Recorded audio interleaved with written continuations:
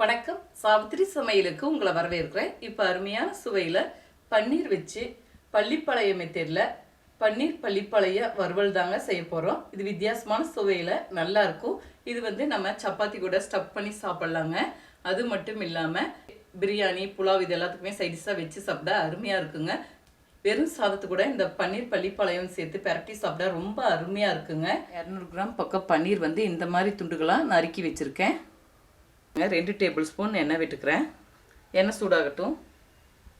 5 வரமிளகாய் உள்ளே இருக்கிற விதைப்பகுதி நீக்கிட்டு சின்ன சின்ன துண்டுகளாக நறுக்கி வச்சுருக்கேங்க. இப்போ எண்ணெய் சூடாயிடுச்சுங்க. 1/2 டீஸ்பூன் கடுகு சேர்த்துக்கலாம். கடுகு பொரிகிறது கூடவே 100 கிராம் சின்ன வெங்காயம் பொடியாக நறுக்கி வச்சுருக்கேன். இதை சேர்த்துக்கலாம். சின்ன வெங்காயம் பொடியாக நறுக்கி வச்சதை சேர்த்து நல்லா வதக்கி விட்டுக்கலாங்க. இது கூடவே சிறிதளவு கருவேப்பிலை. இப்போ வெங்காயம் கருவேப்பிலை ஓரளவுக்கு வதங்கிடுச்சுங்க. இது கூட நறுக்கி வச்சுருக்கிற வரமிளகாவை சேர்த்துக்கலாம். உள்ளே இருக்கிற விதைப்பகுதியெல்லாம் நீக்கிட்டு சேர்த்துருக்கேங்க.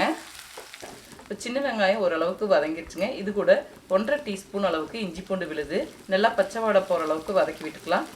தேவையான அளவுக்கு உப்பு சேர்த்துக்கலாங்க. இப்போ எல்லாம் நல்லா வதங்கிடுச்சு. இது கூட இதுக்கு தேவையான மசாலா பொருள் எல்லாமே கலந்துக்கலாங்க. 1/4 டீஸ்பூன் மஞ்சள் பொடி. வரமிளகாய் இதில் சேர்த்திருக்கிறதுனாலங்க அளவாக 1/2 டீஸ்பூன் அளவுக்கு மிளகாய்த்தூள் எடுத்திருக்கேன். 1/2 டீஸ்பூன் மிளகுத்தூள். உங்களுக்கு எந்த அளவுக்கு காரம் தேவைப்படுதோ அதுக்கு தகுந்த மாதிரி மிளகுத்தூள் மிளகாய்த்தூள் சேர்த்துக்கலாம். இதை நல்லா வதக்கி விட்டுக்கலாங்க. எல்லாம் நல்லா வதங்கிடுச்சுங்க. இது கூட நறுக்கி வச்சுருக்கிற 200 கிராம் பன்னீரை சேர்த்து நல்லா கலந்து விட்டுக்கலாம்.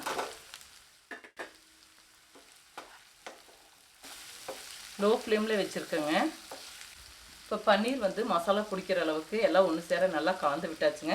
இது கூடவே 2 சில் தேங்காய் பழுப்பெல்லாம் நறுக்கி வச்சுருக்கேன். இதை சேர்த்துக்கலாம். பன்னீர் வேகிறதுக்குங்க கொஞ்சமாக தண்ணி தெளித்து விட்டுக்கலாங்க. ஒரு 5 நிமிஷம் வெந்தால் போதும். பாருங்க, இந்த அளவுக்கு தண்ணி எடுத்துருக்கேன்.